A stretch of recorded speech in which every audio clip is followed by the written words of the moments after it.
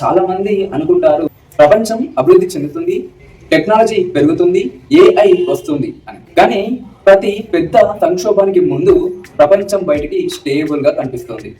ఆ విధంగా 1929, 2008 ఈ రెండు ఉదాహరణల గురించి మనం పరిశీలిద్దాం. అసలు 1929లో ఏం జరిగింది అంటే 1920s అమెరికా రోయింగ్ 20s అని పిలిచేవారు. ఎందుకంటే ప్రధానంగా ఎకానమీ ఫాస్ట్ గా గ్రో అయింది, ఇండస్ట్రీస్ పెరిగాయి, తర్వాత స్టాక్ మార్కెట్ ఒక్కసారిగా బూమ్ అయింది. సో ఈ దెబ్బకి ప్రజలంతా ఏమనుకున్నారంటే అమెరికా ప్రపంచంలో ఎప్పటికీ రిచ్ గానే ఉంటుంది అని అనుకున్నారు.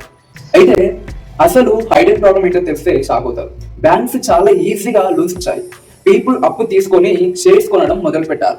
సో దీనిని బయింగ్ ఆన్ మార్జిన్ అంటారు. అంటే కొద్దిగా ఓన్ మనీ, ఎక్కువగా బారో మనీ. అయితే ప్రాబ్లం ఎక్కడ వచ్చింది? స్టాక్ ప్రైజెస్ రియల్ మనీ కన్నా ఎక్కువగా పెరిగాయి, అంటే బబుల్ ఏర్పడింది. సో ఆ తర్వాత 1929లో ఫియర్ మొదలైంది, షేర్స్ అమ్మడం మొదలైంది, స్టాక్ మార్కెట్ కొలాప్స్ అయ్యింది.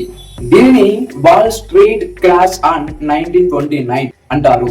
సో దీని కారణంగా రిజల్ట్ ఎలా ఉంది అంటే బ్యాంక్స్ కొలాప్స్ అయినాయి, అన్ఎంప్లాయ్మెంట్ పెరిగింది, మిలియన్స్ పూర్ అయ్యారు. ఇది గ్రేట్ డిప్రెషన్. అదేవిధంగా 2008లో ఏం జరిగింది? 2008లో ఒక్కసారిగా ఫైనాన్షియల్ క్రైసిస్ ముందు ఏమైంది అంటే, సో ఇది మోడర్న్ ఎగ్జాంపుల్.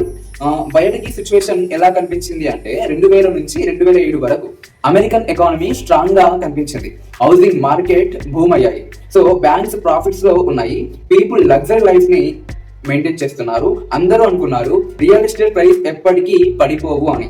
కానీ అసలు ప్రాబ్లం ఎక్కడ వచ్చిందంటే బ్యాంక్స్ రీపే చేయలేని వాళ్లకు హోమ్ లోన్స్ ఇచ్చాయి. సో ఇలా రీపే చేయలేని వాళ్ళకు లోన్స్ ఇవ్వడం అనేది సబ్ ప్రైమ్ లోన్స్ అంటారు. తర్వాత ఏం జరిగింది అంటే ఆ రిస్కీ లోన్స్ ని ప్యాకేజ్ గా మార్చి ఇన్వెస్టర్స్ కి అమ్మేశారు.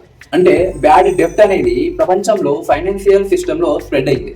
ప్రాబ్లం, పీపుల్ ఈఎంఐస్ పే చేయలేకపోయారు, దెన్ హౌసింగ్ ప్రైజెస్ పడిపోయాయి, బ్యాంకులు నష్టపోయాయి, పానిక్ స్టార్ట్ అయింది, గ్లోబల్ క్రాష్ ఏర్పడింది.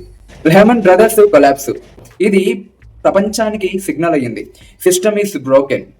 ఇందులో హైడెన్ లెసన్ ఏంటి అంటే ప్రతి సంక్షోభానికి ముందు కామన్ ప్యాటర్న్ ఎలా ఉంటుంది అంటే క్రైసిస్ కి బిఫోర్ అండ్ రియాలిటీలో చూసుకుంటే గనక క్రైసిస్ కి ముందు కాన్ఫిడెంట్ అనేది రియాలిటీలో ఓవర్ కాన్ఫిడెన్స్ అయింది. క్రైసిస్ కి ముందు తీసుకున్నటువంటి ఈజీ లోన్స్ అనేటివి రియాలిటీలో డేంజరస్ డెబిట్ గా జరిగింది.